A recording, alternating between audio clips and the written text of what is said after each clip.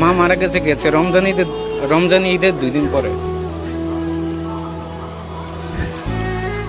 আপনার মা মারা গেছে গত রমজানে 2 দিন পরে, রমজান ঈদের 2 দিন পরে। রমজানে ঈদের 2 দিন পরে। আর বাবা কুরবানি ঈদের দিন। কোরবানি ঈদের দিন, মানে দুইটা ঈদকে কেন্দ্র করে মা বাবা দুজনকে হারালেন।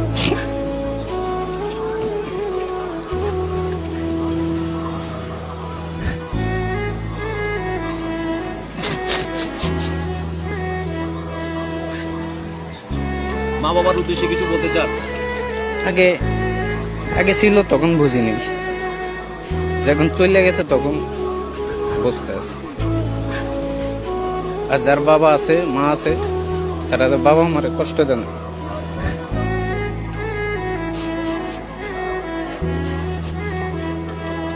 বাবা মা চলে গেলে কেমন লাগে?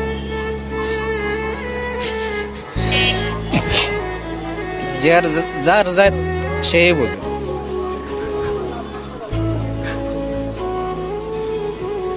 আপনার বাবাও নাই মাও নাই, আপনার স্ত্রীর মাও নাই বাবাও নাই? মা আছে বাপ।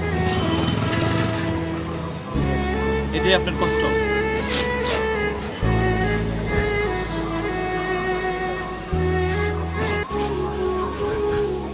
মানে আপনার বউর কে আছে? বউর এখন বর্তমানে আমি ছাড়া কেউ নেই। আপনি ছাড়া কেউ নাই, তার মানে আপনার বউ এতিম? এতিম বাপ তো নাই, তার বাপ ছাড়া এতিম না। এই মানুষটারে কই পেলেন আপনি? আল্লাহ মিলিয়ে দিছে। সেই বউকে চালাতে আপনি রিক্সা নিয়ে বেরোইছেন, এবং রিক্সাটা আপনার প্রিয় বন্ধু, যে রিক্সাটাই আপনার সংসারটাকে শান্তিতে রাখছে, সুখে রাখছে। আপনার চোখে টলমল জল, কি ঘটেছে একটু বলবেন ভাই?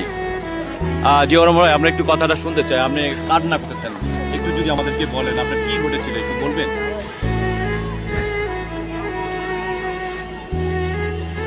আমরা আপনার কষ্টের কথাটা একটু শুনতে চাই।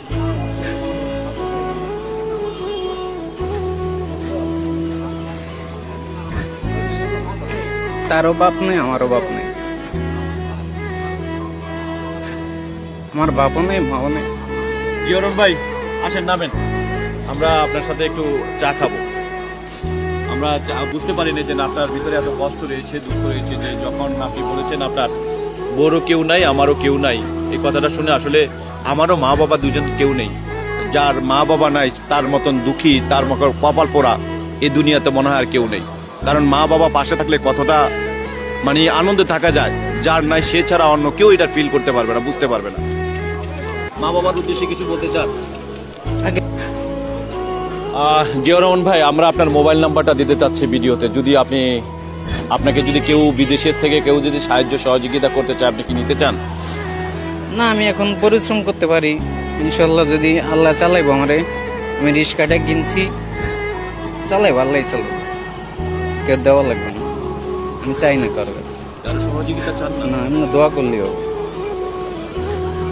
দর্শক, এই ভিডিওটা যে যেখান থেকে দেখছেন, আপনাদের কাছে রিকোয়েস্ট থাকলো যে এই ভাই রিক্সা চালক যে ভাই রয়েছে জিয়াউর রহমান ভাই, তার জন্য দোয়া করবেন। তার দুনিয়াতে কেউ নাই, তার বউরও দুনিয়াতে কেউ নাই, তারা দুজনই স্বামী স্ত্রী এতিম।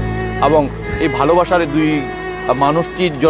দুজন মানুষের জন্য আপনারা সবাই দোয়া করবেন, যারা তারা সুখে শান্তিতে সংসারটা সুন্দরভাবে চলতে পারবে। কারণ হাওয়ার উপরে চলে, আপনাদের দোয়া এবং ভালোবাসাটা তার দরকার। কারণ হলো এই হাওয়ার উপরে চলতে গিয়ে অনেক দুর্ঘটনা ঘটে, কারণ তারা সেই জন্য সুস্থ থাকতে পারে এবং ভালো থাকতে পারে। দর্শক, ভালো থাকবেন, সুস্থ থাকবেন, আল্লাহ হাফেজ।